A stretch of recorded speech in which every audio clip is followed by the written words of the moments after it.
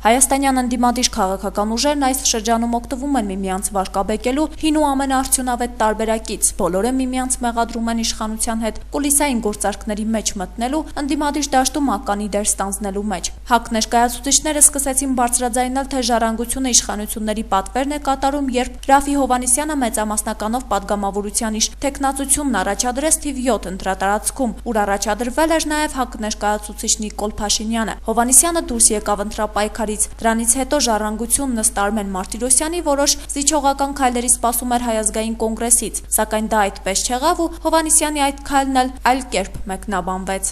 Իբր թե ժառանգությունը Ռաֆի Հովհաննիսյանի առաջադրմանից դուրս գալու քայլով մենք պայմանավորվել ենք, որ իրենք 6 նմանատիպ հրաժարական կունենան, հրաժարում մեծամասնական պայքարից, որ իրականության ընդհանրապես չէր համապատասխանում։ ՀԱԿ ներկայացուցիչները հիմա էլ կարելի ասել խուսափում են ժառանգության հետ իրենց հարաբերությունների եւ ունեցած խնդիրների մասին խոսել։ Արամ Մանուկյանին հարցրեցինք այն մասին, թե ճիշտ է, որ ինչպես ժառանգության անդամներն են պնդում, կոնգրեսը ընտրությունների նախաշեմին իշխանությունների հետ որոշ պայմանավորվածություններ է ձեռք բերել։ Մենք չենք քննադատելու, որևէ մեկին չենք քննադատում։ Հիմա դուք ինչքան էլ հարց տաք, ես ժառանգության մասին այլևս չեմ խոսելու։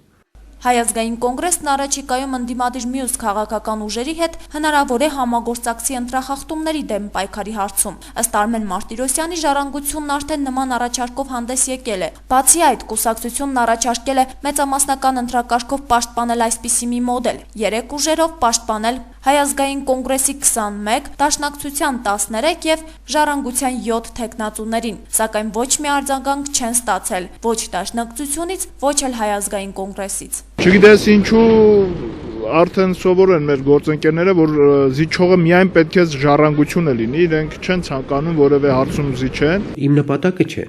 այն մարդկանց հետ ժամանակ կորցնել եւ կռվել, որոնք իշխանության ուղիղ կենտրոն չեն։ Ես նրանց հետ խնդիր չունեմ։ Ավելին, ես դեռ պատրաստ եմ եւ մենք կողմ ենք համագործակցել բոլոր այն քաղաքական ուժերի, որոնք ձայն պահելու խնդիր ունեն։ Հայաստանյան քաղաքական դաշտն ըստ Մարտիրոսյանի սև ու սպիտակ է, ու ՀԱԿ-ը պետք է ապացուցի, որ ինքը չի խաղում իշխանության դաշտում։ Սև ու սպիտակի օրինակը բերում է նաև ՀԱԿ ներկայացուցիչը։ Այսօր կա սև սպիտակ, մեջտեղում որևէ գույն մի փնտրեք։ Կա իշխանություն, որ պահելու է իշխանությունը ամեն գնով։ Կա շարքով, զորբայությամբ, ավելցուցակ տպելով, ինչ ասես անելու է։ Եվ կա դիմություն, որը պայքարելու է դրա դեմ։ Չեմ կարծում, որ նմանատիպ վարվելակերպը օգուտ է այն խնդիրների լուծմանը, որը հասարակությունը պատվիրակել է մեզ որպես ընդդիմություն։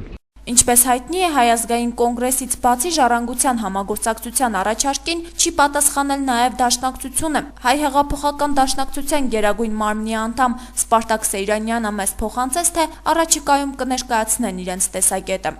Հերմինե Մկրտչյան, Տիգրան Գասաբյան, Գալանյուս, Երևան։